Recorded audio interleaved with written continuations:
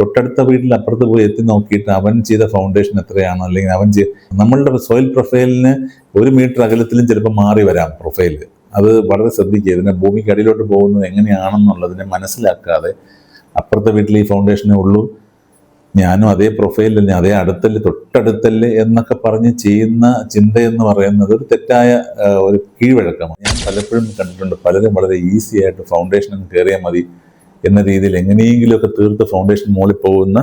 പണ്ടൊക്കെ ഈ നമ്മൾ കരിങ്കല്ല് കെട്ടുണ്ടായിരുന്ന സമയത്ത് നമ്മൾ പറക്കി കെട്ടണം എന്ന് പറയും. അത് പറക്കിയിട്ട് കെട്ടുക എന്ന് പറഞ്ഞാൽ കൃത്യമായിട്ട് കല്ലടിച്ച് ഷേപ്പ് ചെയ്യാതെയൊക്കെ കെട്ടിപ്പോകുന്ന, ഈ വാരിയിട്ട് കിട്ടുന്ന രീതിയൊക്കെ ഉണ്ടായിരുന്നു. സോയിൽ ടെസ്റ്റ് ഇപ്പോൾ ചെറിയ വീട് 1000 സ്ക്വയർ ഫീറ്റിന്റെ വീടായിക്കോട്ടെ, നിങ്ങൾ എന്തിനാണ് ഒരു 20,000 രൂപ 25,000 രൂപയ്ക്കകത്താവുന്ന ഒരു കാര്യമാണ് ഈ സോയിൽ ടെസ്റ്റ് എന്ന് പറയുന്നത്.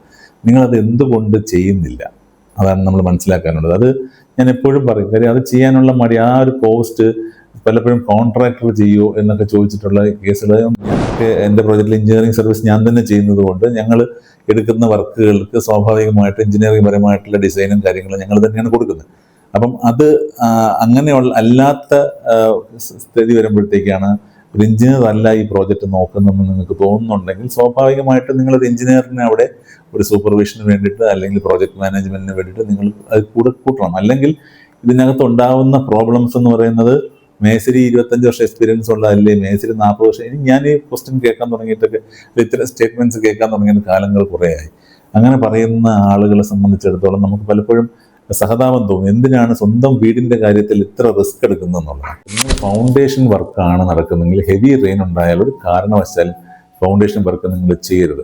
മഴയത്ത് എങ്ങനെയെങ്കിലും അങ്ങ് തുടങ്ങിപ്പോയി എങ്ങനെയെങ്കിലും ചെയ്ത് നിർത്താം എന്ന് പറഞ്ഞ് നഷ്ടം വരും എന്നെല്ലാം പറഞ്ഞിട്ട് ഇടയ്ക്ക് വെച്ച് നിർത്തുക. കാര്യം ഈ വർക്ക് ചെയ്യുന്ന ആളുകളെ സംബന്ധിച്ചിടത്തോളം എത്രയും ആളെ ഡിപ്ലോയ് ചെയ്തു. മഴ നോക്കുക എപ്പോഴും. നമുക്കിപ്പോൾ സൗകര്യങ്ങളുണ്ട്, പഴയതുപോലെയൊന്നും അല്ല. നമുക്കിപ്പോൾ നമ്മുടെ ഫോണിൽ തന്നെ വെതർ കാസ്റ്റിംഗ് അറിയാൻ പറ്റും. മഴയ്ക്കുള്ള സാധ്യതയുള്ള ദിവസം ഇപ്പോൾ മഴക്കാലം അല്ല, ഇപ്പം നമ്മളിനി മഴക്കാലത്തേക്ക് വരുമ്പോഴത്തേക്കും ഡെയിലി മോണിറ്റർ ചെയ്യാം. മഴയുടെ കേസ് സമയം പറഞ്ഞ് അത് കണക്കൊക്കെയാണ് വർക്ക് പ്ലാൻ ചെയ്യാനായിട്ട്. കൃത്യമായിട്ട് ഫോർകാസ്റ്റിംഗ് നോക്കി വർക്ക് പ്ലാൻ ചെയ്യുക. ഫൗണ്ടേഷൻ്റെ കേസിൽ വളരെ ഇമ്പോർട്ടൻറ്റ്. ബാക്കി അകത്ത വർക്കുകളൊക്കെ നമുക്ക് ഓക്കെ, മഴ സമയത്തൊക്കെ ആയാലും ചെയ്താലും പ്രശ്നമില്ല. പക്ഷേ ഫൗണ്ടേഷൻ്റെ കാര്യത്തിൽ വരുമ്പോൾ വളരെ ഇമ്പോർട്ടൻ്റ് ആണ് മഴ സമയത്ത് ചെയ്യാതിരിക്കുക എന്നുള്ളത്. ഹായ്, നമസ്കാരം.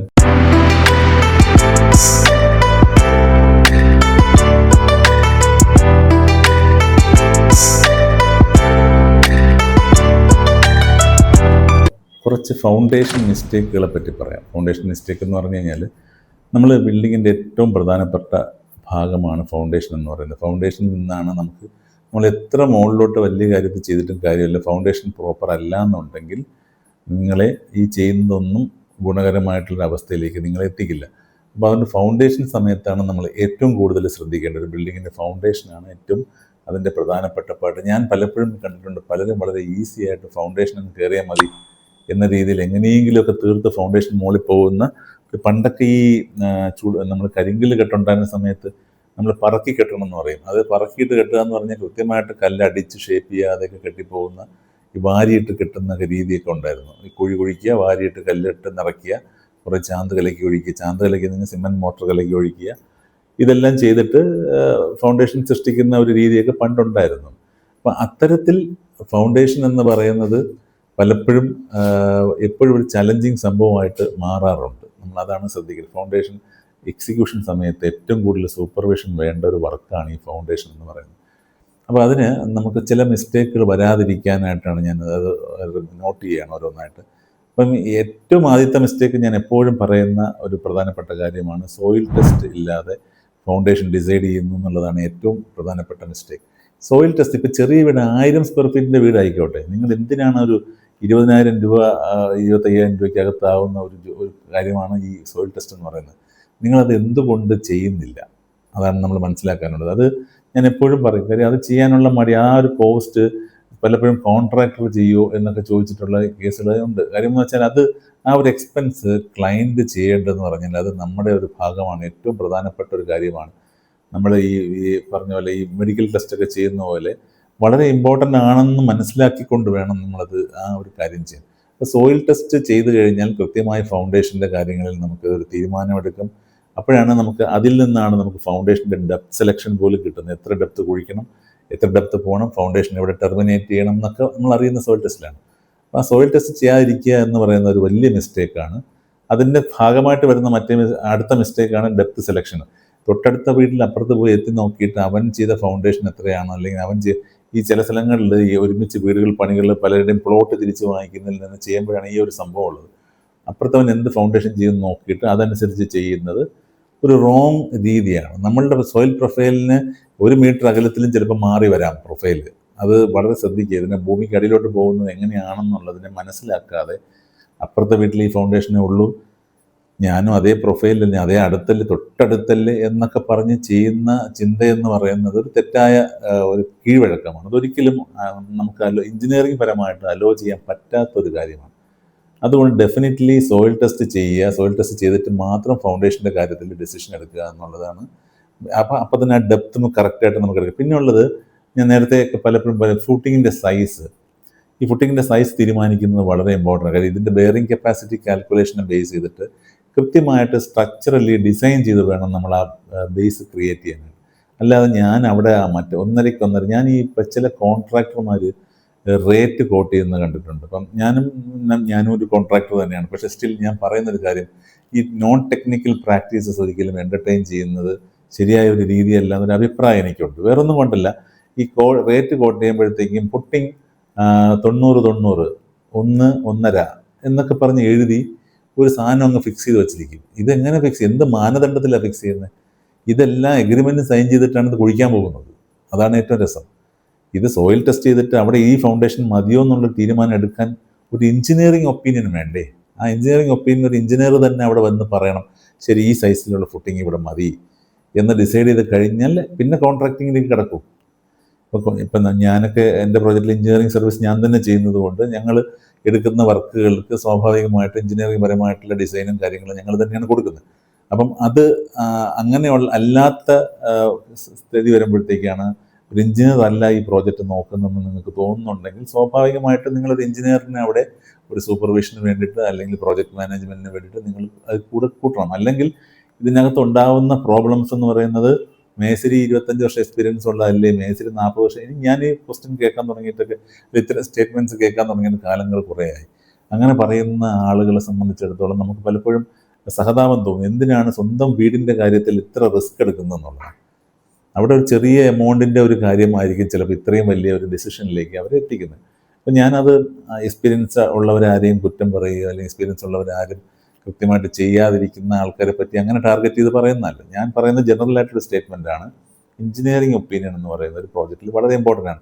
പ്രത്യേകിച്ച് അതിൻ്റെ ഫൗണ്ടേഷൻ്റെ കാര്യത്തിലെങ്കിലും നിങ്ങൾ കൃത്യമായിട്ടൊരു എഞ്ചിനീയറുടെ ഒപ്പീനിയൻ തേടി തന്നെയാണ് നിങ്ങൾ ഫൗണ്ടേഷൻ ചെയ്യേണ്ടത്. കാര്യം ഫൗണ്ടേഷൻ ചെയ്തതിന് ശേഷം പിന്നെ ചിലപ്പോൾ നിങ്ങൾക്ക് മുകളിലേക്ക് ചിലപ്പോൾ അഫോർഡ് ചെയ്യാൻ പറ്റില്ലെങ്കിൽ ആ കൺസൾട്ടൻറ്റിൻ്റെ അടുത്ത് പറഞ്ഞ ഫൗണ്ടേഷൻ പാർട്ടിൽ മാത്രം എനിക്ക് നിങ്ങളുടെ കൺസൾട്ടൻസി മതി, ബാക്കിയുള്ള ഭാഗം ഞാൻ വേറെ ചെയ്യിപ്പിച്ചോളാം എന്ന് പറഞ്ഞാലും കുഴപ്പമില്ല. പക്ഷേ ഫൗണ്ടേഷൻ പാർട്ടിലെങ്കിലും ഫൗണ്ടേഷൻ ഡിസൈഡ് ചെയ്യുന്ന ഭാഗത്തെങ്കിലും കൃത്യമായിട്ടൊരു എഞ്ചിനീയറുടെ സേവനം നിങ്ങൾ എടുക്കുക എന്നുള്ളത് വളരെ ഇമ്പോർട്ടൻ്റ് ആണ്.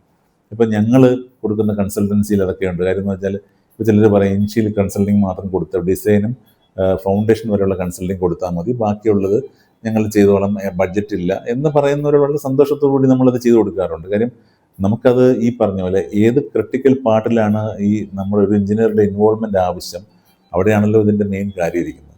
അപ്പം അങ്ങനെ അത് ശ്രദ്ധിക്കുക. പിന്നെ വേറൊരു കാര്യം എന്ന് പറഞ്ഞാൽ, വേറൊരു മിസ്റ്റേക്ക് എന്ന് പറയുന്നത് വാട്ടർ ടേബിൾ ഇഗ്നോർ ചെയ്യുന്നത്. അതായത് നമുക്ക് വെള്ളം നമ്മളിപ്പോൾ കുഴിക്കുന്ന സമയത്ത്, ഭൂമി കുഴിക്കുന്ന സമയത്ത് ഈ പറഞ്ഞ വയൽ നികത്തിയ സ്ഥലങ്ങളോ അല്ലെങ്കിൽ അല്ലാത്ത സ്ഥലങ്ങളോ ആയാലും ഈ കുഴിക്കുന്ന സമയത്ത് വെള്ളം കാണുന്നത് നമ്മൾ പറയും ഇത്ര അടിയിൽ വെള്ളം ഉണ്ടെന്ന് പറയും. ഈ വാട്ടർ ടേബിൾ ഓരോ സീസണിലും റൈസ് ആവുകയും താഴോട്ട് പോവുകയും ചെയ്യും. അതായത് ഇപ്പം മഴ പെയ്യുന്ന സമയത്ത് ഈ വാട്ടർ ടേബിൾ റൈസ് ആകും. അപ്പം നമ്മൾ ഈ വാട്ടർ ടേബിളിൻ്റെ കാൽക്കുലേഷൻ പറയുമ്പോൾ നമ്മളെപ്പോഴും ഇതിനെ ഒരു റെയിനി സീസണിൽ ഒരു 2 ഫീറ്റ് വരെ അല്ലെങ്കിൽ 1 ഫീറ്റ് വരെ ഇത് റൈസ് ചെയ്യാനുള്ള സാധ്യത ഉണ്ടെന്ന് മനസ്സിലാക്കിക്കൊണ്ട് വേണം വാട്ടർ ടേബിളിൻ്റെ ലെവൽ ഫിക്സ് ചെയ്യാൻ. അത് പലരും ശ്രദ്ധിക്കാറില്ല. കാര്യം വാട്ടർ ടേബിൾ ഉണ്ട്, ഇത്ര ലെവലിൽ വാട്ടർ ടേബിൾ ഉണ്ടെന്ന് പറയും. പക്ഷേ ഈ സോയിൽ ടെസ്റ്റ് ചെയ്യുമ്പോഴായിരിക്കും നമുക്ക് ഈ വാട്ടർ ടേബിളിൻ്റെ ഒരു ഐഡിയ കിട്ടുന്നത്. പക്ഷേ അത് ഏത് സമയത്താണ് നമ്മൾ ടെസ്റ്റ് ചെയ്യുന്നത് എന്നുള്ളത് കൂടെ ഇമ്പോർട്ടൻ്റ് ആണ്. അതിപ്പോൾ ഒരു മഴക്കാലത്തിലാണോ നിങ്ങൾ ചെയ്യുന്നത്, അല്ലെങ്കിൽ നിങ്ങൾ അല്ലാത്ത ഒരു വേനൽക്കാലത്താണോ ചെയ്യുന്നതൊക്കെ വളരെ ഇമ്പോർട്ടൻ്റ് ആണ് ഈ ഒരു വാട്ടർ ടേബിളിൻ്റെ ഡിസിഷൻ എടുക്കുമ്പോൾ. പിന്നെ നമുക്ക് പറയാനുള്ളതെന്ന് വെച്ചാൽ ഈ അടുത്തൊരു കോമൺ മിസ്റ്റേക്ക് ഈ കോമ്പാക്റ്റിംഗ് ഓഫ് സോയിൽ കോമ്പാക്റ്റ് ചെയ്യാതിരിക്കുന്നു എന്നുള്ളതൊരു വലിയ പ്രശ്നമാണ്. ഈ നമ്മൾ ഫൗണ്ടേഷനൊക്കെ ചെയ്തതിന് ശേഷം മണ്ണിട്ട് അത് ലെയർ ബൈ ലെയർ ആയിട്ട് വെള്ളമൊഴിച്ച് നന്നായിട്ട് ഇടിച്ചുറപ്പിച്ച് പറ്റുമെങ്കിൽ മെഷീൻ കോമ്പാക്ഷൻ തന്നെ നമ്മൾ ചെയ്യുക. ഇല്ലെന്നുണ്ടെങ്കിൽ ഹാൻഡ് കോമ്പാക്ഷൻ ആണെങ്കിൽ പോലും കൃത്യമായ roller compaction, hand roller compaction ഒക്കെ ഉണ്ട്. ഈ കോമ്പാക്ടിങ് സമയത്ത് കൃത്യമായ ഒരാൾ നിന്ന് അതിന് വേണ്ടിയിട്ട് കോമ്പാക്ട് ചെയ്യാനായിട്ട് ഇടിച്ചുകൊണ്ടിരിക്കും.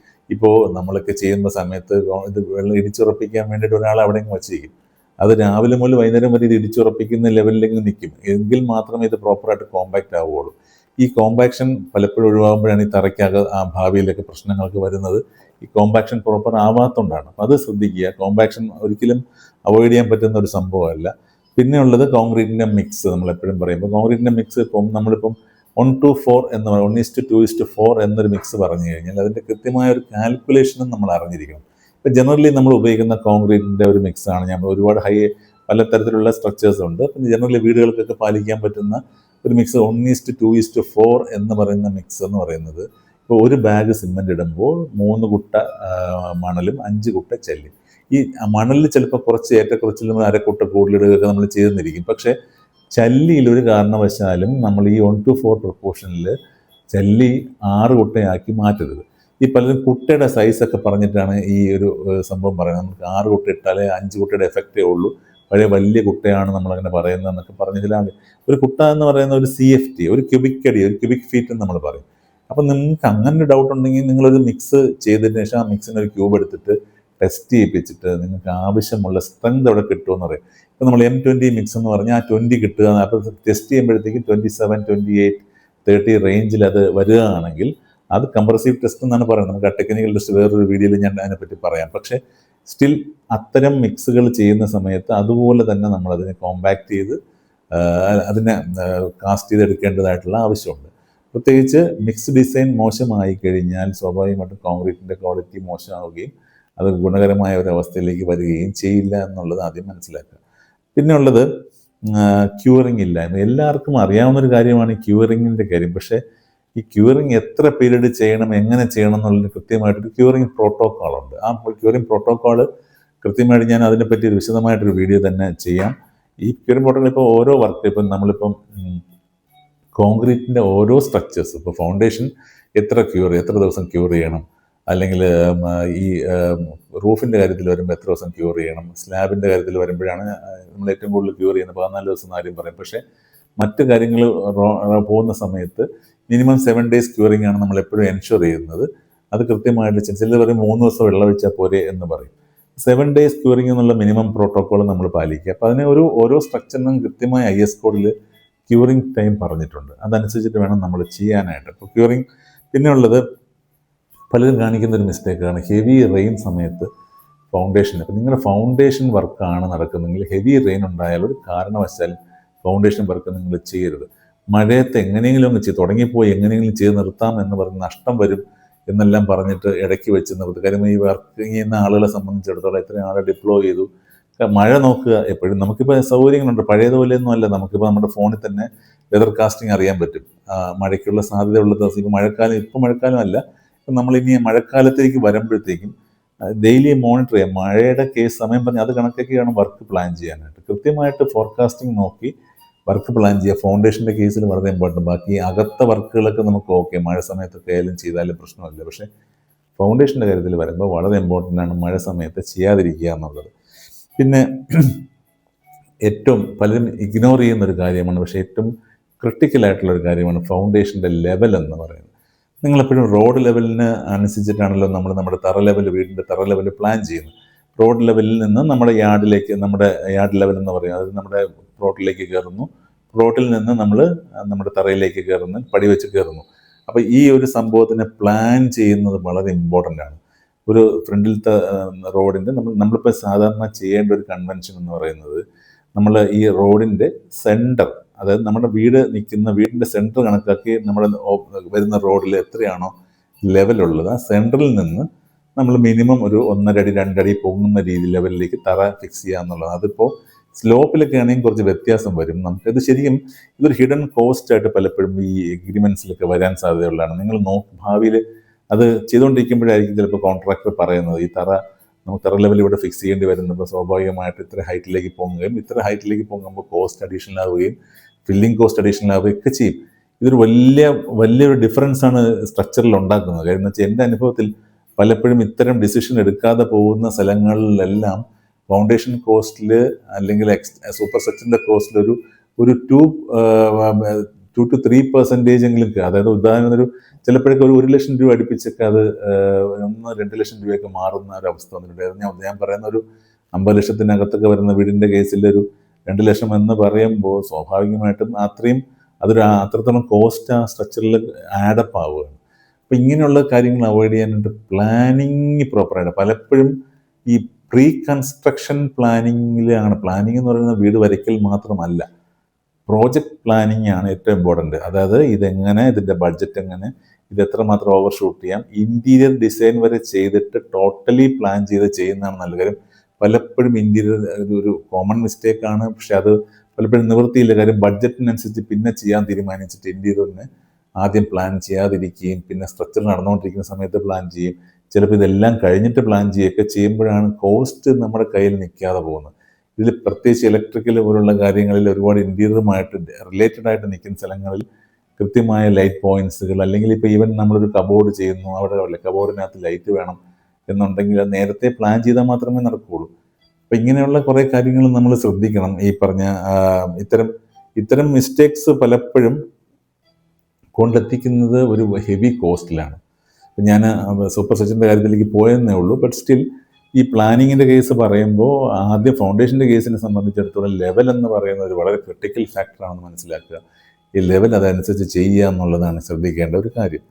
പിന്നെ ഞാൻ നേരത്തെ പറഞ്ഞ കോളം സ്റ്റാർട്ടേഴ്സ് കോളം മുകളിലോട്ട് പൊങ്ങുന്നുണ്ടെങ്കിൽ അതിൻ്റെ സ്റ്റാർട്ടർ ബാറിന് ഇനഫ് ലെങ്ത് മതിയോ, മുകളിലോട്ട് പൊക്കുമ്പോൾ ഇത്രയും മതിയോ എന്നുള്ളതിനെ പറ്റി കൃത്യമായിട്ട് ധാരണയോട് കൂടി വേണം കമ്പി കട്ട് ചെയ്യിപ്പിക്കാൻ. പലപ്പോഴും കമ്പി കട്ട് ചെയ്ത് പോയിട്ട് ലാസ്റ്റ് പ്ലിന്ത് ബീമിൻ്റെ ലെവലിൽ വരെ കമ്പി വന്ന് ടോപ്പിൽ ടച്ച് ചെയ്ത് നിൽക്കുന്ന അവസ്ഥ വരെ വന്നിട്ടുണ്ട്. കാര്യം അതിൻ്റെ മുകളിലേക്ക് നിർത്തിയാൽ മാത്രമേ ഇത് ശരിയാവുള്ളൂ. അത് മുകളിലേക്ക് നിർത്താതെ ആ ലെവലിൽ വന്ന് കെട്ടി പല സ്ഥലങ്ങളിലും ഞാൻ പ്ലിന്ത് ബീമിൻ്റെ അവിടെ നിന്ന് താഴോട്ടും ഇത് നിൽക്കുന്ന രീതിയിൽ കണ്ടിട്ടുണ്ട്. കാര്യം ഇത് പ്ലാൻ ചെയ്യാതെ ചെയ്യുന്നതാണ്. ഇതൊക്കെ നമ്മൾ വർക്ക് ഏൽപ്പിക്കുന്ന ആളുടെ ടെക്നിക്കൽ കോമ്പിറ്റൻസിയാണ് ഏറ്റവും ഇമ്പോർട്ടൻറ്റ്. അതിന് പ്രയോറിറ്റി കൊടുക്കാത്തിടത്തോളം കാലം പ്രശ്നങ്ങൾ വന്നുകൊണ്ടേയിരിക്കും. അപ്പം ഇത്തരം കാര്യങ്ങൾ ശ്രദ്ധിക്കുക. ഫൗണ്ടേഷൻസിൽ മിസ്റ്റേക്ക് ഒരു കാരണവശാലും വരാത്ത രീതിയിൽ വേണം പ്ലാൻ ചെയ്യാൻ. ഇത്രയും പറഞ്ഞ് ഇവിടെ അവസാനിപ്പിക്കുന്നു. മറ്റൊരു നല്ല വീഡിയോ നിങ്ങൾ എത്തുന്നവരെ നന്ദി, നമസ്കാരം.